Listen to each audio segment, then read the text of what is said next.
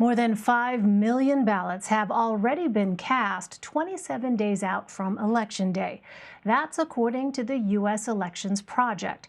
Those votes represent about 4% of the total 2016 turnout. Nearly 63 million people cast ballots for president in that election. CBS News Director of Elections and Surveys, Anthony Salvanto, joins me now. Hey there, Anthony. Good to see you. So you and your team, of course, called the races on election night. Because of the expected sky-high rates in early and mail-in voting, Anthony, what adjustments are you and your team actually making to try and prepare for that? Okay, so that's a great question, Elaine. It starts with getting an estimate of what kinds of voters have cast those early ballots.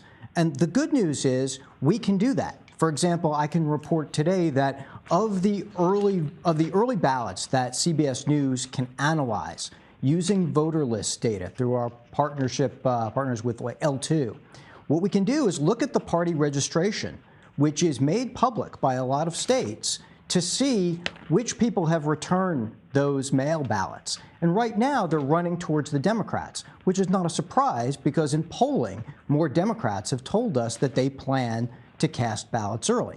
Okay, so what happens then on election night? We might have that sense of where the mail ballots might be, but then we're going to get the in-person voting. Well, let me show you. I'm going to pick a hypothetical example, take the state of Ohio.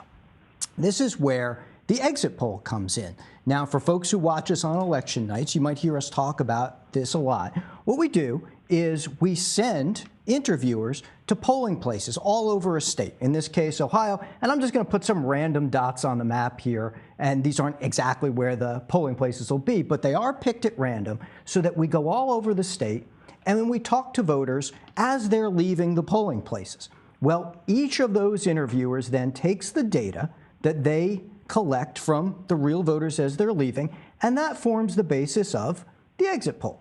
Okay, so now we've got an estimate of what's happened to that in-person vote, and then we've got the mail folks whom we can reach on the telephone. So we'll call them up, we'll find out what they did, who they voted for, and we'll combine that with the exit poll and put together a composite picture of what's going on in the state. The big difference this year, of course, is that far more people will have to be interviewed on the phone and then combined with that in-person vote in order to give us that whole picture estimate of the state. And that's one way that we can then characterize what's going on, Elaine. So, Anthony, as you know, it's very much an open question about what we might know or not know on election night. Help us get a sense of the possibilities here, Anthony. Could we be at a point where, you know, the actual initial result looks far different from what the final results end up being? Well, that's another good question, and I've heard a lot of talk and speculation about that. I don't think there's going to be a lot of confusion, and part of that comes from the way that we characterize the races as they're going along.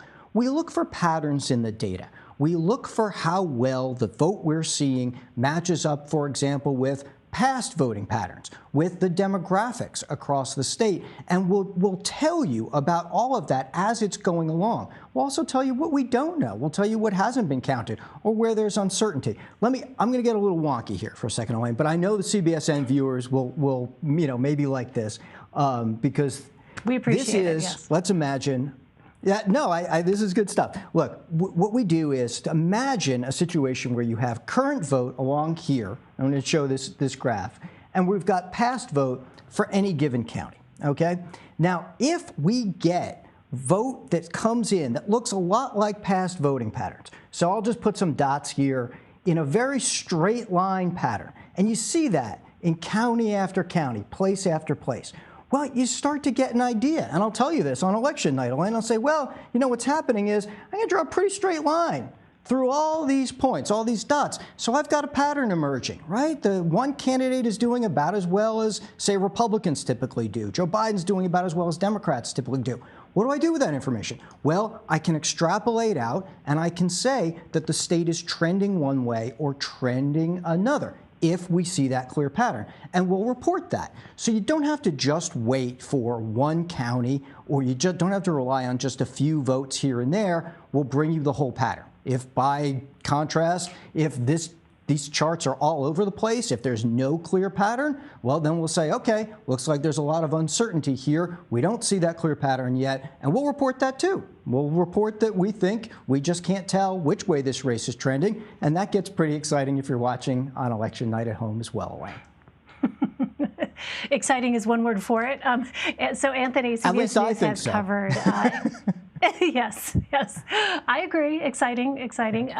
So CBS News has covered the logistical challenge that is facing a lot of these elections officials in various states, as they try to handle these ballots coming in. What happens, Anthony, if some states count more slowly than others? Well, what we'll do is we'll take all the states and we will tell you, the viewer, which ones we're really certain about and which ones we still have to wait for. And we're going to be really transparent about that, right? So if, for example, I'm going to go back to the dashboard here and I take you to our Road to 270 illustration.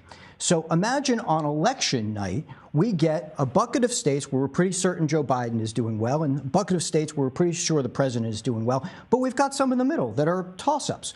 Okay, they're slow to count, or they don't have a very steady pattern as the results come in, like I just described. Okay, we'll keep those in the toss-up column. But then if we get a little more information, let's say, I take Arizona here, and that starts leaning towards Joe Biden, I'll tell you it's leaning towards Joe Biden.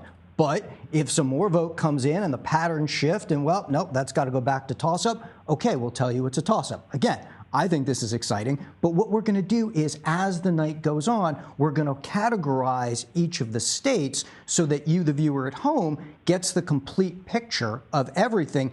Even if we don't have all the information yet, we will show you and illustrate for you what we do know, and when we have to wait, then we have to wait. All right, really helpful there, Anthony, breaking it down for our viewers to understand what we are going to be seeing on election night. CBS News Director of Elections and Surveys, Anthony Salvanto, always great to have you. Thank you.